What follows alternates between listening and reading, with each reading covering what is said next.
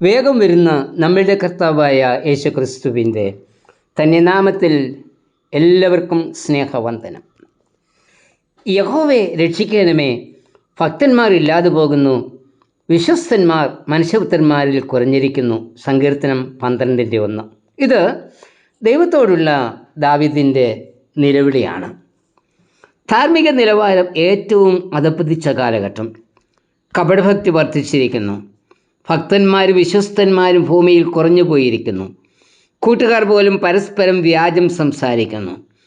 ഇരുമനസ്സുള്ളവരായി, അതായത് പുറത്തു ചിരിയും അകത്ത് കത്തിയുമായി പ്രവർത്തിക്കുന്നു. ഈ സാഹചര്യത്തെ കണ്ടുകൊണ്ട് ദാവീദ് വിലപിക്കുകയാണ്, യഹോവേ, ഭക്തന്മാർ ഇല്ലാതെയായിരിക്കുന്നു.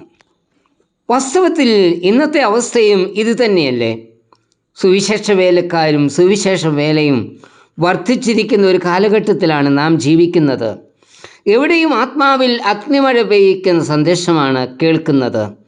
എന്നാൽ പൗലോസിൻ്റെ ഭാഷയിൽ പറഞ്ഞാൽ അവരുടെ സുവിശേഷം നമ്മുടെ കർത്താവായ യേശുക്രിസ്തുവിനെ കുറിച്ചല്ല, പിന്നെയോ തങ്ങളുടെ വയറ് നിറയ്ക്കുന്നതിനു വേണ്ടി ചക്കരവാക്കും മുഖസ്തുതിയും പറഞ്ഞ് സാധുക്കളെ വഞ്ചിക്കുന്നതാ.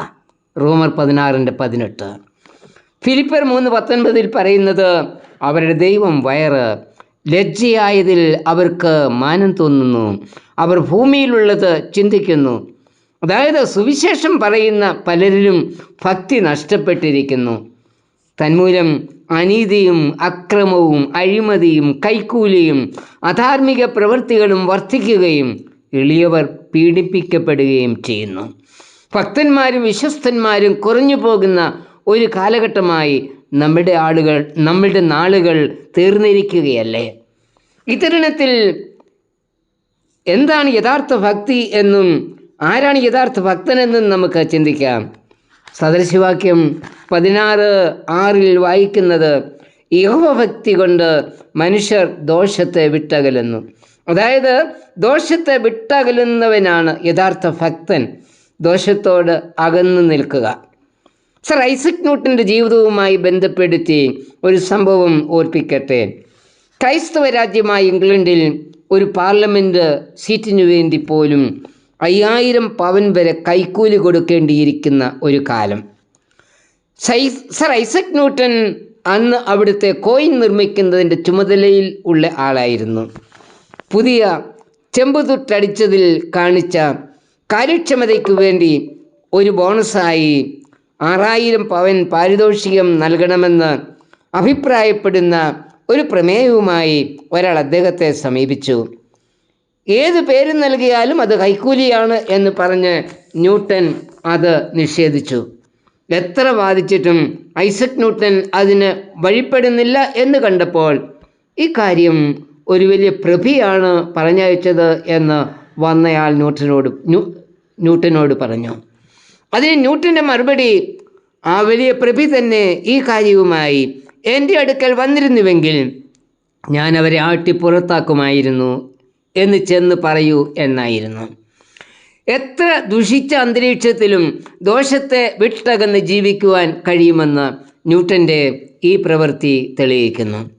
ദോഷത്തെ വിട്ടുമാറാത്തവൻ ക്രിസ്തുവിനെ അറിയേണ്ട വിധം അറിഞ്ഞിട്ടില്ല. യോസഫിൻ്റെ ചരിത്രം നമുക്കറിയാം. പൊത്തിഫേറിൻ്റെ ഭാര്യ നിരന്തരം പാപം ചെയ്യുന്നതിന് യോസഫിനെ പ്രേരിപ്പിക്കുന്നു. യോസഫ് പറയുന്നത്, ഞാൻ ഈ മഹാദോഷം പ്രവർത്തിച്ച് ദൈവത്തോട് പാപം ചെയ്യുന്നത് എങ്ങനെ? ഉൽപ്പത്തി 39:9. ദോഷത്തിൽ നിന്ന് അകന്നു പോകുവാനുള്ള ശ്രമത്തിനിടയിൽ ഒരു ദിവസം പൊത്തിഫേറിൻ്റെ ഭാര്യ യോസഫിൻ്റെ വസ്ത്രത്തിൽ പിടിച്ച് പാപം ചെയ്യുന്നതിന് പ്രേരിപ്പിക്കുമ്പോൾ തൻ്റെ വസ്ത്രം ഉപേക്ഷിച്ച് യോസഫിന് ഓടിപ്പോകേണ്ടി വന്നു. പാപത്തെ വെറുത്ത് അകന്നു മാറിയതിൻ്റെ ഫലം കാരാഗ്രഹവാസമായിരുന്നു. ദോഷം വിട്ടകന്നതിൻ്റെ ഫലമായി കാരാഗ്രഹത്തിൽ കിടക്കേണ്ടി വന്ന യോസഫിന് കാരാഗ്രഹത്തിലും ദൈവത്തിൻ്റെ സാന്നിധ്യം അനുഭവമായി. ഉൽപ്പത്തി 39:21.